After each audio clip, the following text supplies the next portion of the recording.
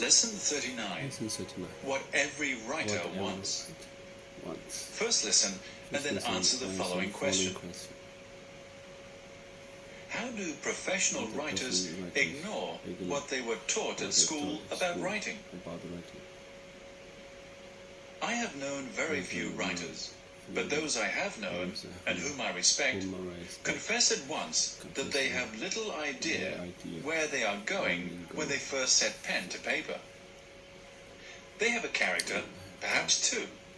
They are in that condition of eager discomfort which passes for inspiration.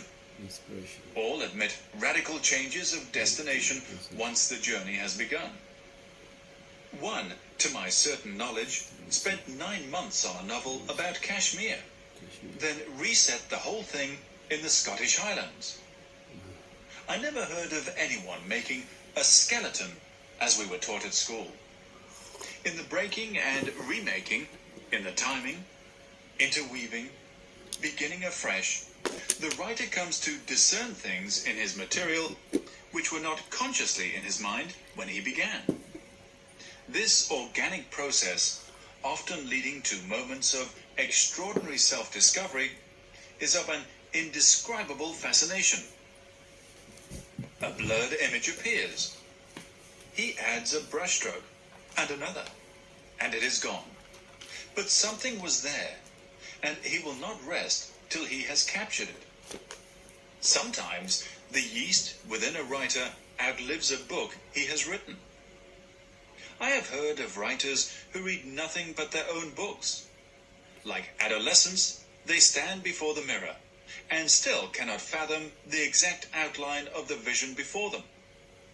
For the same reason, writers talk interminably about their own books, winkling out hidden meanings, superimposing new ones, begging response from those around them. Of course, a writer doing this is misunderstood.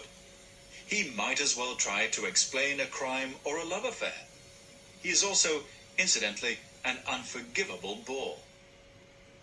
This temptation to cover the distance between himself and the reader, to study his image in the sight of those who do not know him, can be his undoing.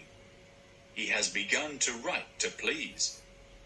A young English writer made the pertinent observation a year or two back that the talent goes into the first draft, and the art into the drafts that follow.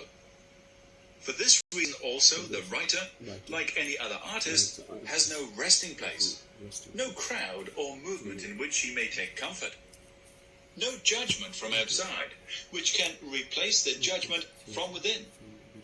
A writer makes order out of the anarchy of his heart.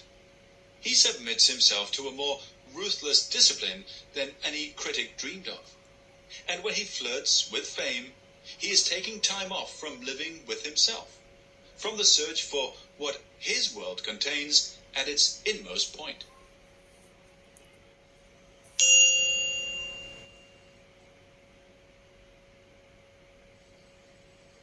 Lesson 30.